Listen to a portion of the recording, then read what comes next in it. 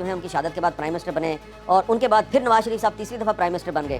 تیسری دفعہ جب وہ پرائم منسٹر بنے تو ان کے کچھ عرصے کے بعد اسٹیبلشمنٹ سے اختلافات پیدا ہو گئے. پہلے راحیل شریف کے ساتھ اختلافات پیدا ہوئے جو چاہتے تھے کہ ان کو فیلڈ مارشل بنایا جائے. نواز شریف نے ان کو فیلڈ مارشل نہیں بنایا اور پھر قمر جاوید باجوہ صاحب کو نواز شریف صاحب نے خود آرمی چیف بنایا اور پھر قمر جاوید باجوہ صاحب جو ہیں ان کو پتہ نہیں کیا پرابلم ہوئی نواز شریف صاحب سے کہ انہوں نے نواز شریف صاحب کی حکومت کو بھی فارغ کر دیا. اور یہ الزام خود نواز شریف صاحب لگایا کرتے تھے کہ قمر جاوید باجوہ آپ نے میری حکومت کے خلاف سازش کر کے اس کو ہٹایا. اب نواز شریف صاحب ایک دفعہ پھر مائنس ہو گئے. تو آپ کو میں بتانا یہ چاہتا ہوں کہ ماضی میں ہمیشہ نواز شریف جو ہیں وہ اسٹیبلشمنٹ کے ساتھ مل کر بے نظیر بھٹو کو پالیٹکس سے مائنس کرنے کی کوشش کرتے تھے. تو جب ان دونوں لیڈروں کو سمجھ آئی بے نظیر بھٹو اور نواز شریف کو تو انہوں نے ایک چارٹر آف ڈیموکریسی کیا لنڈن میں, عمل درآمد نہیں کیا اس پہ. اور with the passage of time پہلے بے نظیر بھٹو اور پھر نواز شریف دونوں پالیٹکس سے مائنس ہو گئے اور پھر 2018 میں عمران خان صاحب جو ہیں ان کو پرائم منسٹر بنایا گیا. اب جب عمران خان صاحب پرائم منسٹر بن گئے تو قمر جاوید باجوہ صاحب کا خیال تھا کہ اس کو تو میں لے کے آیا ہوں, تو یہ تو اب میری بات سنے گا. تو وہ اپنی مرضی کا چیف منسٹر پنجاب لانا چاہتے تھے, اپنی مرضی کے وزیر لانا چاہتے تھے. ان کی کوشش ہوتی تھی کہ جو وزیر دفاع ہے, وزیر خارجہ ہے, یہ سارے ان سے پوچھ کے لگائے جائیں. اور اس مقصد کے لیے انہوں نے ایک حصار بنا لیا تھا عمران خان کے ارد گرد. وہ کوشش کرتے تھے کہ عمران خان کے بہت سے وزیر, ایڈوائزر, قریبی ساتھی وہ عمران خان کی مخبری کیا کریں. اب آپ کو ہو سکتا ہے یہ لفظ برا لگے, لیکن آج میں آپ کو بتاتا ہوں کہ بہت سے لوگ, بہت سے عمران خان کے وزیر جو ہیں وہ باجوہ صاحب کے لیے مخبری کیا کرتے تھے. ایک آدمی تھا اس نے مخبری نہیں کی. آپ کو اچھا لگے برا لگے, میرے اس آدمی کے ساتھ بہت اختلافات رہے ہیں جب وہ حکومت میں تھے, لیکن بعد میں جب وہ حکومت ختم ہوئی تو اس کو بہت ٹارچر بھی کیا گیا تھا. اس کا نام تھا شہباز گل.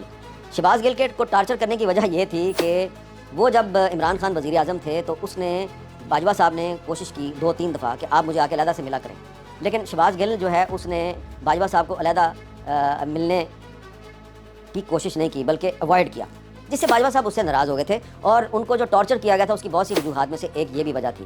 تو عمران خان صاحب کو کافی عرصہ پہلے پتہ چل گیا تھا کہ ان کے بہت سی جو کیبنٹ کے ساتھی ہیں وہ مل کر باجوہ صاحب کے ساتھ مل کر ان کو پالیٹکس سے مائنس کرنے کی کوشش کریں. اس لیے عمران خان نے خود بطور وزیر اعظم یہ بیان دیا تھا کہ ان کو پالیٹکس سے مائنس کرنے کی کوشش کی جا رہی ہے.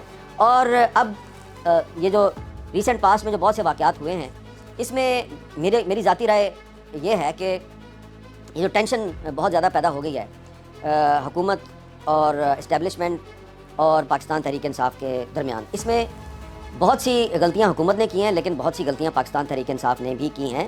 پاکستان تحریک انصاف کو چاہیے تھا کہ وہ فوجی قیادت اور فوج کے خلاف اس طرح کی تقریریں نہ کرے جس طرح کی تقریریں نواز شریف صاحب کیا کرتے تھے. قمر جاوید باجوہ کا نام لے کے انگلی گھما کے کہ باجوہ تم نے یہ کر دیا, تم نے یہ کر دیا. تو پھر کیا کیا, اس وقت کی جو حکومت کے جو وزیر اعظم تھے عمران خان, انہوں نے باجوہ صاحب کی تعریفیں شروع کر دیں اور پھر نواز شریف کی تصویر اور ان کا انٹرویو ٹی وی پر دکھانے پر پابندی لگا دی. اب وہی کام عمران خان کے ساتھ ہو گیا کیونکہ عمران خان صاحب نے فیلڈ مارشل عاصم منیر کو ٹارگٹ کیا ہوا ہے. اور جو ایک آخری ایکس پر ان کا جو سٹیٹمنٹ جاری ہوا ان کی بہن عظمیٰ خان کے ساتھ ملاقات کے بعد, تو اس میں انہوں نے ٹارگٹ کیا عاصم منیر کو. تو اس کے بعد ڈی جی ISPR نے عمران خان کو ٹارگٹ کر لیا. اب ایک سچویشن بنی ہوئی ہے, ایسی سچویشن بنی ہوئی ہے جس میں کہ جو مسلم لیگ نون کے جو وزراء ہیں وہ سیدھا کہہ رہے ہیں کہ انف از انف, اور اب ہم فوج کے خلاف بات کرنے والے کی زبان کھینچ لیں گے, اور تحریک انصاف پر پابندی کی کھلم کھلا باتیں ہو رہی ہیں. تو میں نے یہ جو ساری آپ کو تاریخ بیان کی ہے وہ اس لیے بیان کی ہے کہ یہ عمران خان کو پاکستان کی تاریخ کا پہلا سیاستدان نہیں ہوگا کہ جس کو کچھ سیاستدان اور کچھ پولیٹیکل پارٹیز اسٹیبلشمنٹ کے ساتھ مل کے پالیٹکس سے مائنس کرنے کی کوشش کر رہے ہیں. یہ کام حسین شہید سہروردی سے شروع ہوا تھا. ان کے بھی جو بہت سے جو سیاسی مخالفین تھے انہوں نے ایوب خان کے ساتھ مل کے ان کو پالیٹکس سے مائنس کرنے کی کوشش کی, جس کا فائدہ ایک ایکسٹریمسٹ ویوز رکھنے والے لیڈر شیخ مجیب الرحمان کو ہوا. اور الٹیمیٹلی شیخ مجیب الرحمان جو ہے وہ ایک پاپولر لیڈر بنا اور پھر اس کی وجہ سے پاکستان ٹوٹ بھی گیا. اس کے بعد پھر آپ دیکھیں کہ یہی کام جنرل ضیاء الحق نے ذوالفقار علی بھٹو کے ساتھ کیا, ان کو پالیٹکس سے مائنس کرنے کی کوشش کی. اس کے نتیجے میں کیا ہوا کہ جنرل ضیاء الحق نے نہ صرف یہ کہ لسانی تنظیموں, فرقہ وارانہ تنظیموں اور صوبائی سیاست کرنے والی تنظیموں کو اور پارٹیز کو پروموٹ کیا, بلکہ اس کے دور میں پاکستان میں ہیروئن کلچر اور کلاشنکوف کلچر بھی آیا. پاکستان کمزور ہوا.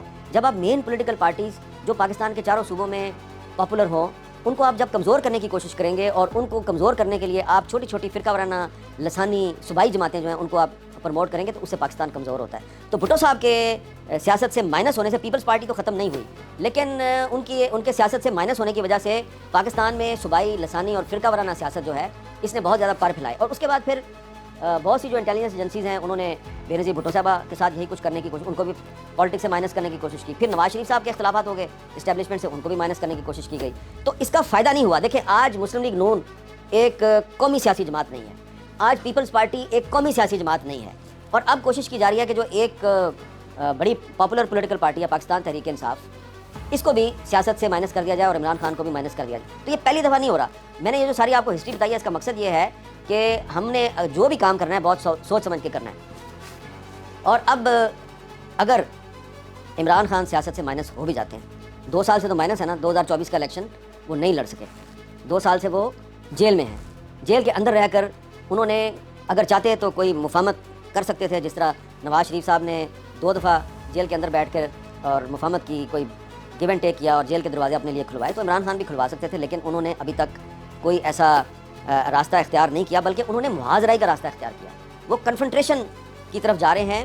اور اس کی وجہ یہ ہے کہ انہوں نے سوچا ہوگا کہ بھائی میں نے فروری 2024 کا الیکشن جو ہے وہ نہیں لڑا اور میرے بغیر جو ہے وہ پاکستان کی سیاست چل رہی ہے، تو میں نے اگر جیل میں رہنا ہے تو ٹھیک ہے، کنفرنٹریشن کی سیاست کرو.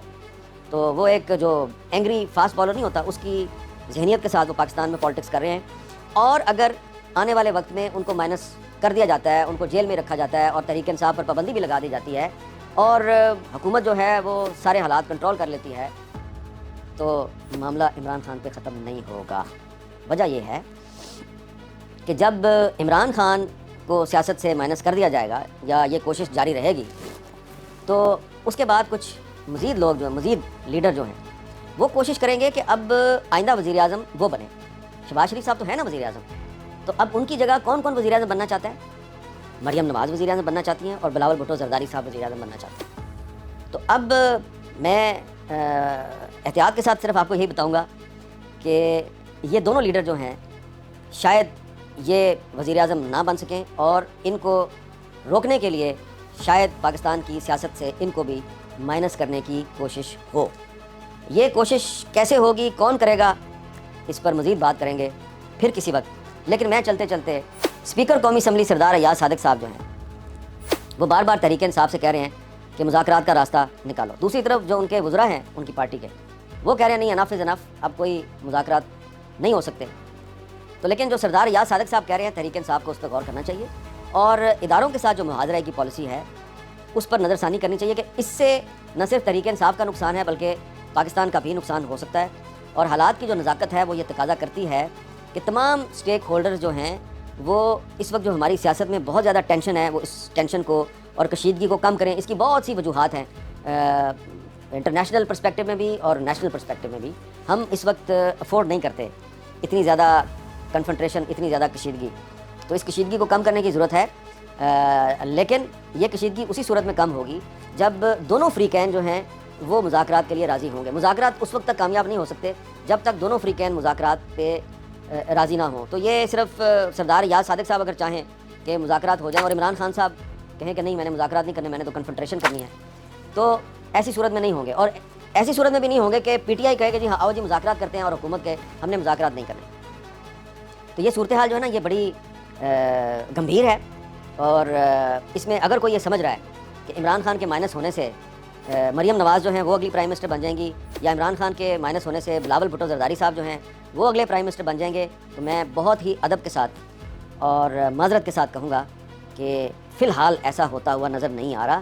اگر کسی نے واقعی اس سیاست کو ایز اٹ از چلانا ہے تو اس کے لیے اس کو شہباز شریف ہی کافی ہے. شہباز شریف از بیسٹ. اور شہباز شریف صاحب کو فی الحال نہ بلاول صاحب نیچا دکھا سکتے ہیں، نہ ہی مریم صاحبہ نیچا دکھا سکتی ہیں. کیوں، یہ آپ کو پھر کسی وقت بتائیں گے. Thank you very much.